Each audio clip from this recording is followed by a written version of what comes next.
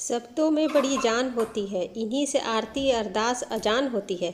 यही समुद्र के वो मोती हैं जिससे आदमी की आदमी से पहचान होती है। गुड मॉर्निंग फ्रेंड्स, मैं नीतू सभी का स्वागत करती हूँ, वेलकम करती हूँ अपने चैनल नीतू स्वीट होम में।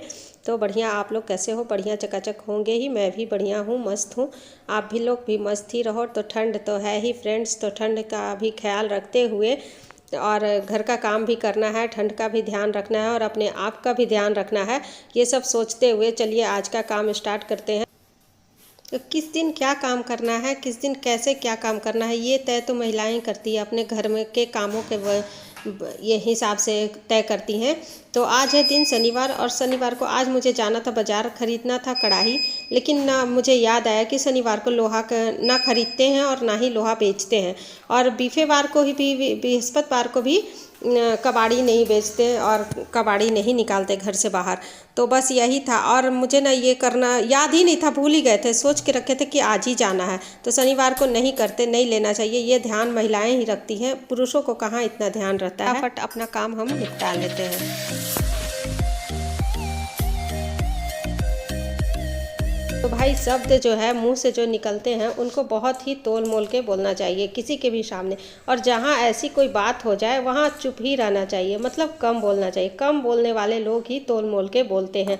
तो इसके बाद हम स्नान करके आ गए थे और पानी चढ़ा दिए। जब तक पानी मेरा गर्म हुआ तब तक हम भुजिया काट लिए। आज टिफ़िन में निमी को आलू का भुजिया और रोटी ले जाना है।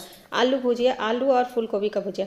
पानी भी गर्म हो गया था। उसके पापा उधर निमी को समझा रहे थे। निमी चली गई थी कुत्ता को मारने के लिए, मतलब कुत्ते के जो बच्चे थे ना वो लड़ रहे थे आपस में, तो वो मारने के लिए डंडा लेके चली गई थी। ड्रेस पहन रही थी, तैयार हो रही थी और उसी में दौड़ के चली गई मारने के लिए। तो उसके पापा समझा रहे थे कि जब एक माँ का 3-4 बच्चे होते हैं तो आपस में ऐसे ही लड़ते हैं। तो वही निमी बोल रही थी कि मिलजुल के रहना चाहिए। तो मिलजुल के तो भाई बात सही है, मिलजुल के जो रहते हैं उनको तो भाई चाहे वो जानवर हो या फिर आदमी हो, कोई भी काम आपने देखा होगा, जब मंदिर बनता है, मस्जिद बनता है या फिर चर्च बनता है, गुरुद्वारा, कुछ भी बनता है तो बनते समय वो 5-6 महीना में बन के कम्प्लीट हो जाता है। क्यों? क्योंकि सब मिल के बनाते हैं, एक साथ एकजुट होकर बनाते हैं, इसीलिए वो 4-5 महीने में बन जाता है। और जब किसी का घर बनता है तो वो 4-5 महीने में नहीं कम्प्लीट होता है, सालों लग जाते हैं। क्यों? क्योंकि वो अकेले कोई बनाता है, जो अकेले है वो अकेले बनाता है, अकेले के कारण उसका जल्दी नहीं हो पाता। तो भाई एकता में तो बल है ही, लेकिन ये एकता बनी रहे इसके लिए तोल मोल के बोलना बहुत ही ज़रूरी है। अपने शब्द को सोच समझ के मुंह से निकालना ये भी बहुत ही ज़रूरी है। तो भाई सुबह में जब उठते हैं ना तो काम करते रहते हैं तो ठंड का एहसास नहीं होता है। और जब ठंड महसूस हुआ, सब लोग चले गए, सबको भेज दिए, निमी भी स्कूल चली गई, तब फिर ठंड का एहसास हुआ, महसूस हुआ। तो फिर हम स्वेटर डाल लिए कि अब बिना स्वेटर का नहीं चलेगा, क्योंकि हवा भी चल रहा है और हवा के कारण ठंड ज़्यादा लग रहा है। धूप तो खैर बहुत ज़्यादा है ही, लेकिन हवा के कारण धूप शरीर में लग ही नहीं रहा। तो बस रोटी उसको बना के दिए थे, उतना ही जितना कि वो खा सके, और टिफ़िन में रोटी भुजिया दे दिए थे घी लगा के। और यहाँ पे हम अब रोटी बना लेते हैं। आग मेरा लहर रहा है, देखिए आग से ही पता चल रहा होगा कि हवा किस टाइप का चल रहा है। बहुत मतलब ठंडा हवा चल रहा है, अजीब सा हवा चल रहा है, अच्छा नहीं लग रहा। हवा के कारण मन भी नहीं लगता है, मतलब काम करने में मन नहीं लगता है बाहर, लेकिन फिर भी करना तो है ही ना काम। तो ठंड का तो ख्याल रखते हुए अपने शरीर का ध्यान रखना ही पड़ता है। तो भाई यही बोल रहे हैं कि शब्द के कारण तोल मोल के शब्द को बोलना चाहिए, और एकता में जो बल है वो अकेले में नहीं। तो आज मुझे बनाना था यहाँ बैगन का चोखा, फरमाइश था निमी का पापा को, वो बोल रहे थे बैगन का चोखा ही बना देना, उसके साथ अच्छा लगेगा। तो हम बोले चलो ठीक है, बैगन का चोखा बना दे रहे हैं। और आग में पका के बैगन का चोखा का तो बात ही अलग है। जो खाते हैं उनको पता होगा कि आग में पकाया हुआ बैगन का चोखा कितना टेस्टी लगता है, मज़ा आ जाता है खाने में। और ये ठंड में तो भाई क्या बात है, इसका बात है मतलब चोखा के सामने ना, ये बैगन का चोखा के सामने सब्जी उब्जी सब फेल, कुछ भी नहीं। सिर्फ चोखा के साथ आप चावल भी खा लोगे और रोटी भी खा लोगे, अच्छा लगता है खाने में। और चोखा बन ही रहा था तब तक हम यहाँ दाल चढ़ा दिए। तो दाल हम कुकर में ही कुकर में नहीं बनाते हैं, डेगची में ही बनाते हैं।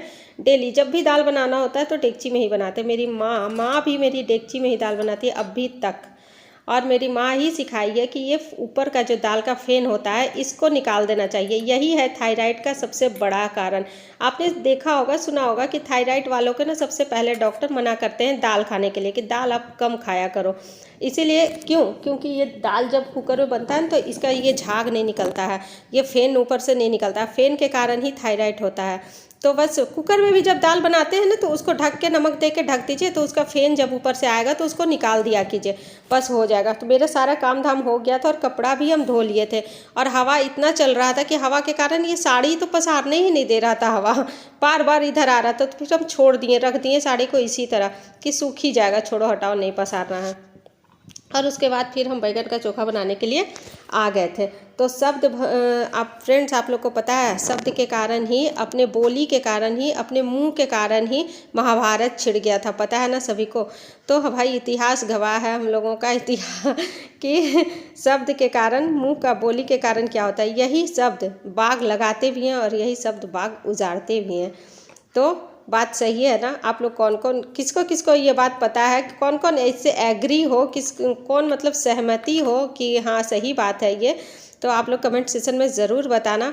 और मेरा देखिए बैगन का चोखा बन गया था। तो हम तो भाई हाथ से ही इसको अच्छे से मसल के मिला लेते हैं, क्योंकि हाथ से जैसे मिलता है वैसे और किसी चीज़ से नहीं मिल सकता है। जब आलू का गुठली हो तो हाथ से ही पता चल जाता है कि कहाँ कितना गुठली है, तो उसको हाथ से मिला लेते हैं ऐसे। और देखिए हमारा लाजवाब बैगन का चोखा बन गया। तो बस इसको फ्राई नहीं करना है, बिल्कुल भी नहीं, ऐसे ही बनाते, कच्चा तेल डाल के और नमक और लहसुन पका लिए, मिर्ची पका लिए, डाल दिया। बिहारी थाली तैयार हो गया। तो अब चलते हैं हम लोग, हम खा लेते हैं। उम्मीद है आज का ब्लॉग आप लोग को अच्छा लगा होगा। अगर अच्छा लगा तो चैनल को सब्सक्राइब कर लेना, न्यू है जो, और वीडियो को एक लाइक कर देना। आप लोग लाइक नहीं करते हो। तो फिर मिलते हैं आप लोग से कल, तब तक के लिए टाटा, सी यू।